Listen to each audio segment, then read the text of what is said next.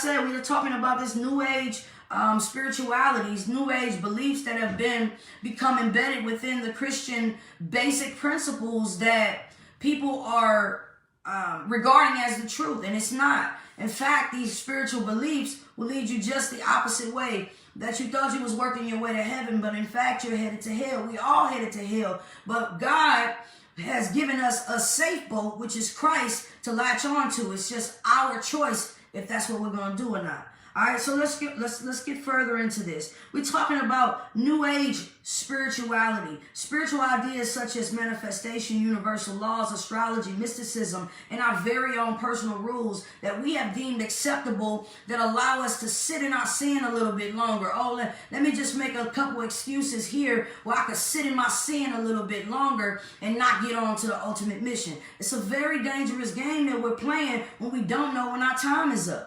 So let's get on into this, man. Let's be more responsible and accountable individuals for what we're doing in our lives. We know we are all sinful individuals, but at the end of the day, when are we actually going to make the changes? Are we going to wait till we on our deathbed to give it all to God? No, we got to do it now. It's just the opposite. Let's talk. All right, so we're talking about new age spirituality and how people have begun to incorporate these principles of manifestation, this universal law thing, the astrology, the mysticism, all of these things that are not of Christ, but people make it sound like it could possibly be. But if you steer too far left into these ideals and beliefs, then you have completely detached yourself from what is Christianity. So let's go ahead and discuss it. All right, oftentimes you'll hear these individuals speak about how one thing concerning their personal faith is acceptable concerning them, right? And vice versa, right? So you hear people talking about, okay,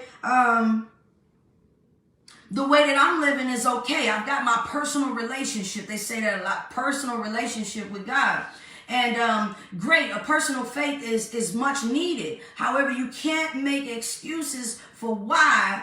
If it's not faith, then it's sin, right? So if you're not living or walking by faith, then you're walking by your own sight, which means that it's sin. It's ultimately sin. If it ain't faith, then it's sin. That means you're walking by God or you're walking by self, and you're designing your own rules that you feel like is going to take you where you want to go, but in actuality, it's really leading us to the opposite place of where we actually want to go. Again, we're all headed to hell. However, God gave us Christ as a safe boat, but it's up to us to latch on. That's the only way out. John 14:6, I believe, tells us that he is the way, the light. The only way to God is through him. So let's talk. All right. Oftentimes you hear people speak about how one thing